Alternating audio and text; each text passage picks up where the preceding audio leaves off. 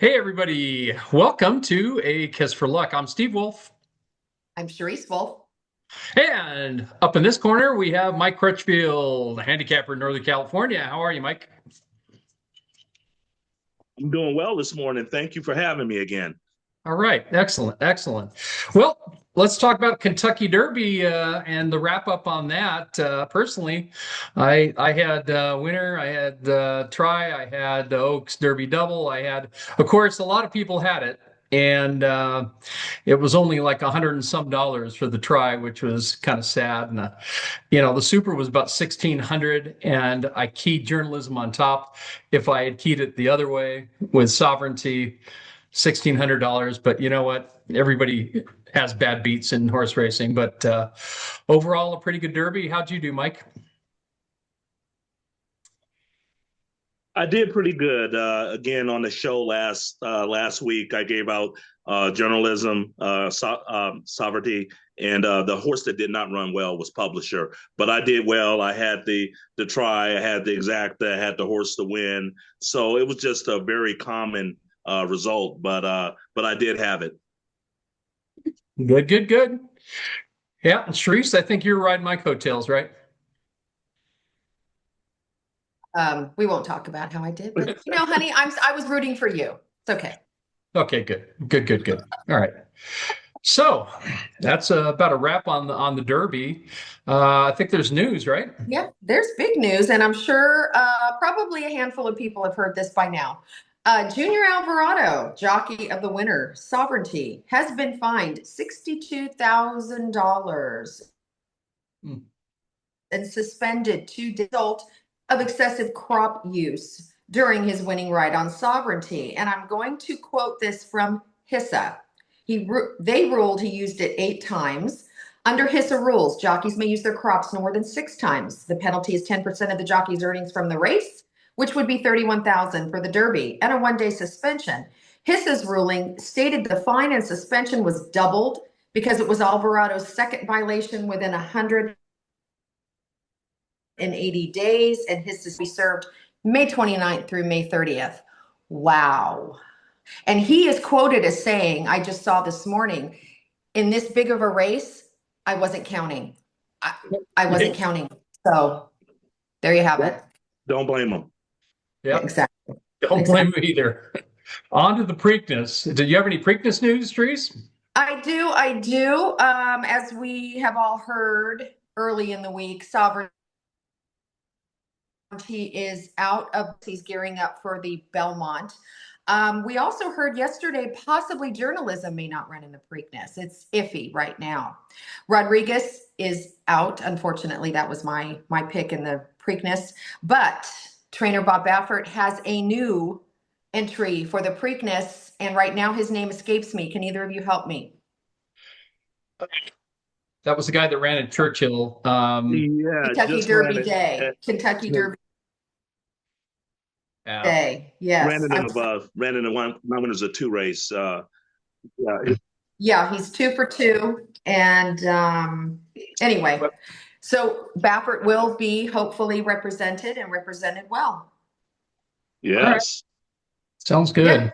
Well, this brings about the conversation that everybody talks about. Should they spread out the Triple Crown races? When you've got the top 2 finishers that most likely aren't going to run in the next leg, what does that bring about? What do you think, Mike? I tell you what, the Triple Crown was made to be hard, and it is hard. You have to be a really, really special horse to win it. And again, I'm a traditionalist, and I believe that they should leave it alone. And I just think that if they change it, every time someone wins a Triple Crown, they're going to say, but you know what? They didn't do what American Pharaoh did or Secretariat, Yeah. and so just leave it alone. It's supposed to be hard, and we should not change it, in my opinion. Well, the talk was this was the I heard a few handicappers mention run the Derby the first week of May, the Preakness the first week of June, and the Belmont the first week of July. Man, that's spacing it out a long time. But I'm with you, Mike. I think they should leave it the way it is. Yeah, I'm with Yeah. you, Mike and Sharice, and I think summer in New York in July for the Belmont running a mile and a half. I don't like that either. Although I got to believe that Naira, it's going to be a windfall for them because everybody's off of school. There's more people that'll show up. I think you Right. get even more people at the Belmont than normally show up. So it could be financially good, but I agree. It's not fair to all the past winners of the Triple Crown. So let's just leave it be. All right. Well, Yes. Agree. time for some win picks for Sharice and I. I'm going to start off the festivities here. Today at Santa Anita, the sixth race. I like the number 2 penalty box, 9-2. Kyle Frey on board for Mike McCarthy. He's going to have to beat a couple of Bafferts in there. That's always difficult to do. But this horse has been running holes in the wind, and I think it's ready to rock and roll out of Violence. I do like Violence first timers. And the number two there, penalty box, 9-2. Kyle Frey on board. And I'm going to give you my second pick, and I think Sharice has a pick at Los Al as well. Nighttime today. Mhm. The first race, number 2, Hydroplane, 5-1.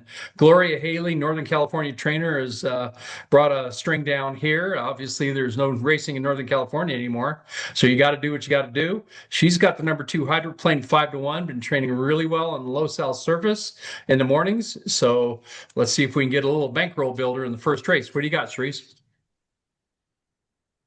Well, I'm going to go to the third race, Santa Anita. Are you ready for a 20-1 shot, gentlemen? Yes. Yes. Okay. I'm not so sure this horse will beat the favorite, but I am going to play it across the board. I like number 4, Captain Willis.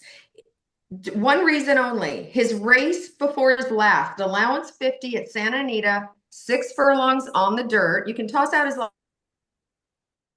last race, it was on the grass. He ran second to Tiz's Harbor, decent time. I just got a feeling. I just got a feeling. Owner breeder for trainer Sergio Ledesma. Let's go with number 4, Captain Willis, to hit the board, let's say, in race 3 at Santa Anita. All Can I right. go to Los Al now? You can. Okay, real quick. Los Alamitos, 7th race. I'm going to go to our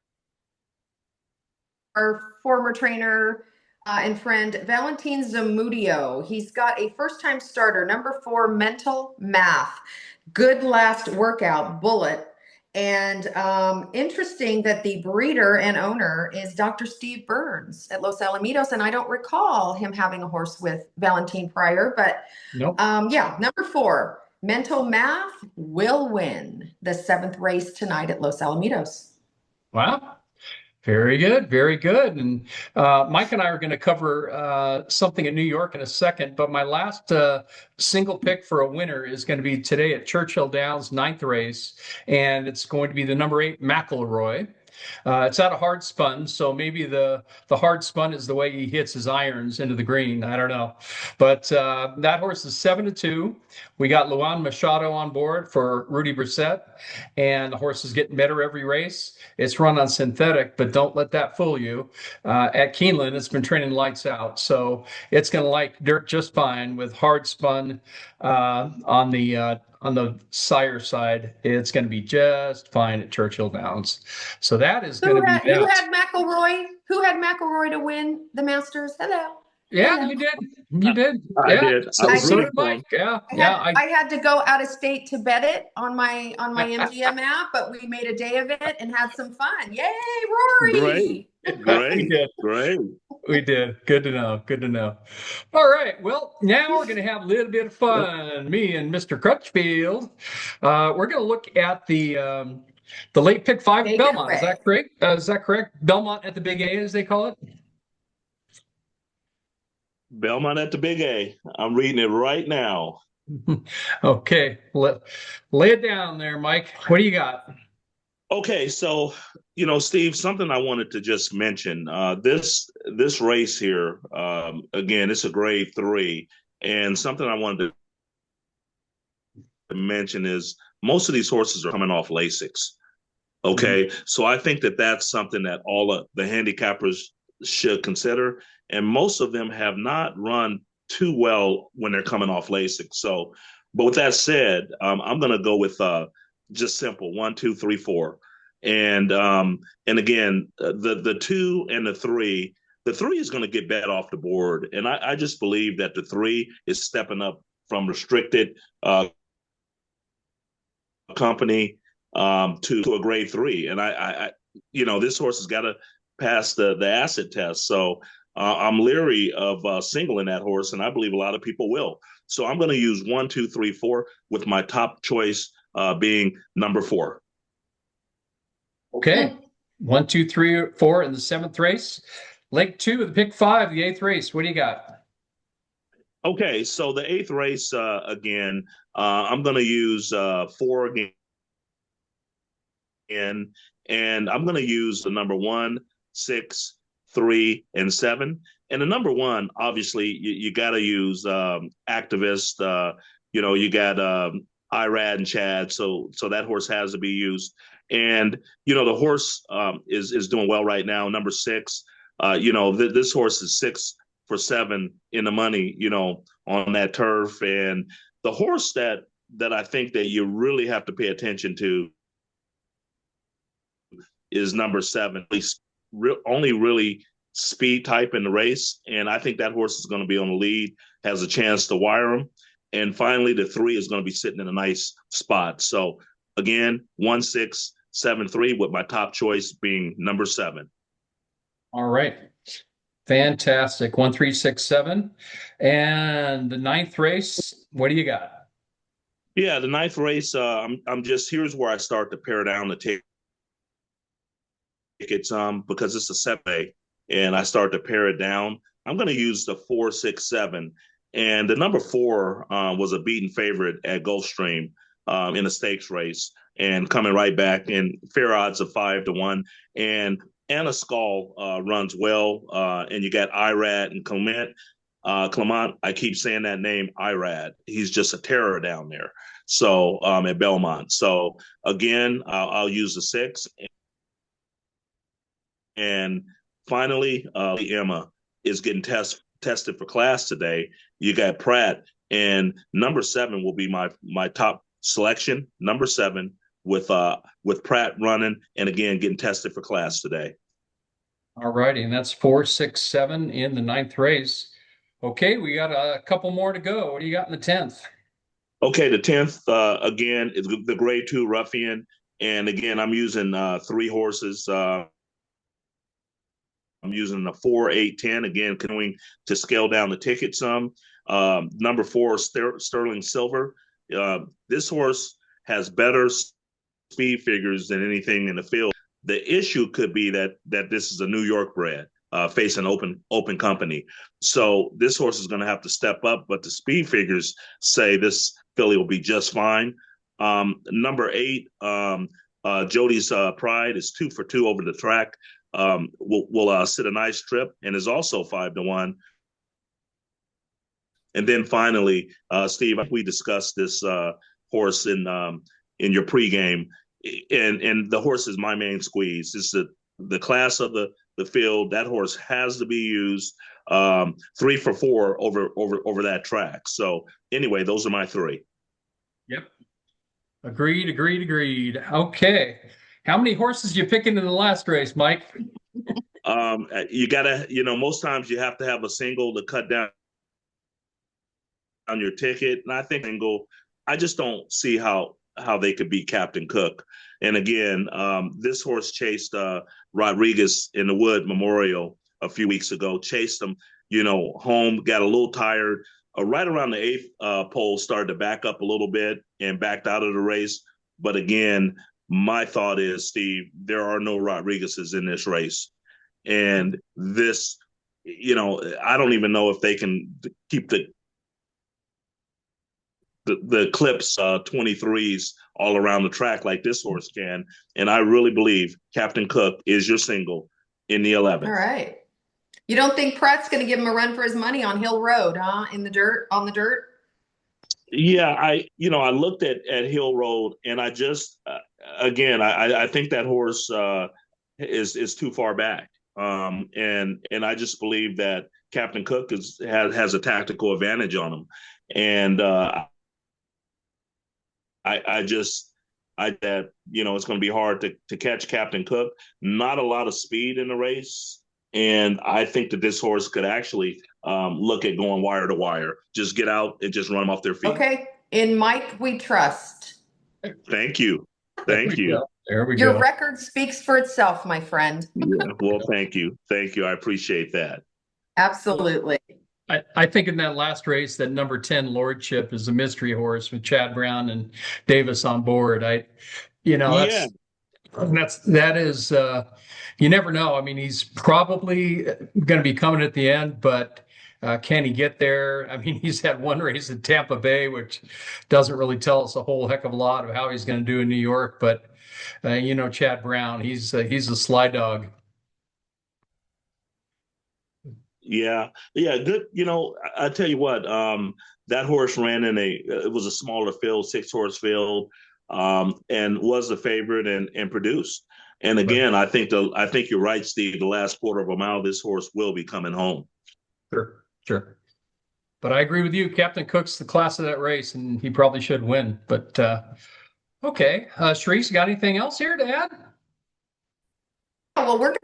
Well, it looks like we're going to be at Los Alamitos in the Vessels Club tonight and now tomorrow night. Tonight, no, Steve, they have 10 races. It's going to be a late night. I better eat my Wheaties. But it's always yeah, where's my 5-hour energy? I got to get ready for this. But it's always fun, and the time flies when we're with Caroline and Todd Harper, our dear friends. They've owned horses with us, and they just enjoy the sport so much. And speaking of Todd Harper, who we refer to as the Superfecta King, he's going to be on our show, Mike, with all of us next Friday, the night before Preakness, and he is going to give a step-by-step how to win a Superfecta, which we've seen him do many, many times. Fantastic. Yes. Sharice, I just wanted to wish you a happy Mother's Day. Your day is going to be tomorrow, but I'm sure Steve is going to make your special day today as well. Not only tomorrow, but today as well. So happy Mother's Day, Sharice. Thank you, Mike. We will have a pleasant morning into the afternoon. And yeah, we'll be with my mom and our daughter and son-in-law. And it'll be a special day. Good deal. Okay, well, that wraps it up for this edition of A Kiss for Luck. And we want to thank everybody for watching on YouTube and other platforms. And have a wonderful racing day. Goodbye.